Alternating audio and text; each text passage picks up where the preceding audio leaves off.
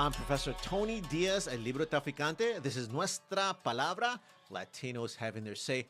Our artist of the week is Rebo, who created our first commemorative print, which you're going to hear about and which you can make a part of your home library, community library, or underground library. Rebo, thank you so much for joining us and for creating this beautiful work of art. Thank you. Thank you, Tony. Thank you for having me here.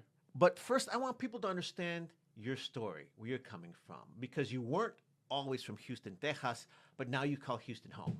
Thank you, Tony, for having me here. Yeah, so my name is Rebo. It's Rebo, Rebo. I am originally from San Luis Potosí, Mexico. Emigrated with my family here to the States back in 2000, actually. And we arrived in Austin. That's where I grew up. Now, did you grow up around art, or was this vocation something you stumbled upon? I didn't necessarily grow up around art, like many other little brown, kids everywhere around the world. I thought that I was aspiring to be at the World Cup one day, right? So I grew up playing football, soccer, and so that was my passion back when I was young. But I always liked drawing, so I would draw a little bit here and there. Mainly in school, when I wasn't paying attention in class, I was doodling.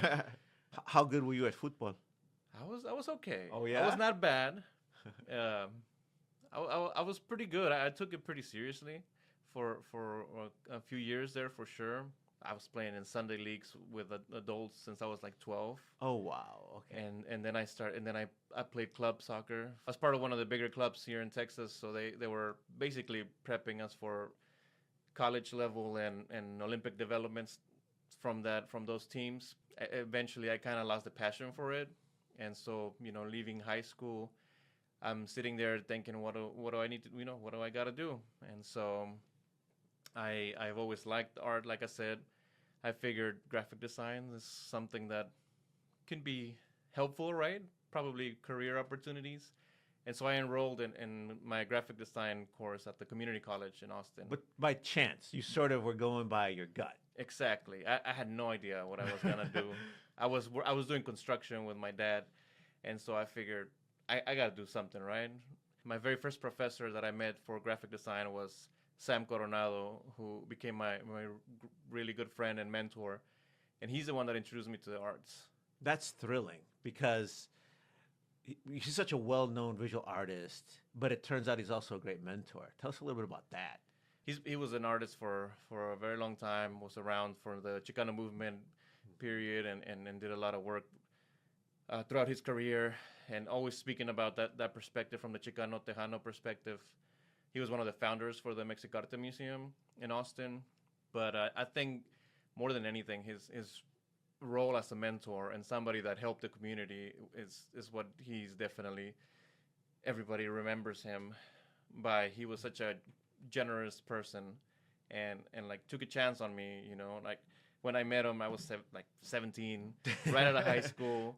I was struggling with school. He would ask, what's going on and everything okay? Why are you struggling? And I'm undocumented, right? So I this was before DACA too, so there was I didn't have a driver's license, a work permit, none of that. And so I was struggling to try to stay in school and make some money for myself, but to also help with my parents and the family. And he noticed, and he was like, hey, if you want to focus on school, you need a little bit of money. I can help you with a little bit. Come to the shop. Do you know screen printing?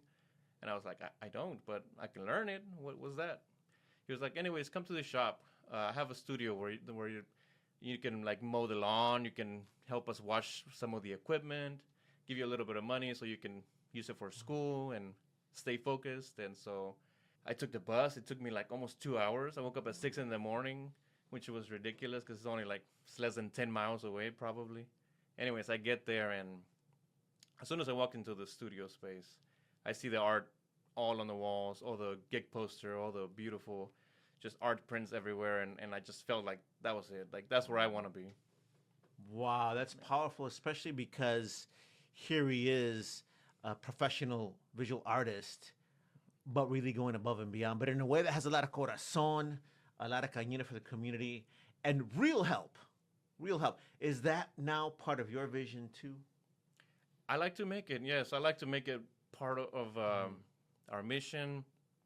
Like I said, I'm one of many people that he helped. He helped countless other folks get their start in whatever capacity was available at the time. Just so many people that are somehow connected in the arts or in screen printing in particular, in the Austin scene, in Texas in general. He helped so many people get their start. I think about that when I want to give back as well when I do my work. I want to keep things accessible, but I want to give advice if I can, if it's, if there's any ways. And I used to do this thing called Little Artist, Big Artist in Austin, where they team you up with schools from the east side, and you go and mentor like 5th graders for a summer for a couple weeks. So I definitely want to keep that going for sure. Well, we appreciate you joining with our movement and creating this commemorative piece, which says, Nuestra Palabra and Librotraficante presentan Tell Your Story, supporting Librotraficante Underground Libraries. That's when we had an event with Sandra Cisneros, also poet Jan Beatty, Lone Star College Chancellor Mario Castillo. I was very happy to host it, along with some of our poets, Lupe Mendez and Selene. So the tradition lives on. We're happy to unite, and thanks for all you do. Thank you. Gracias. Gracias.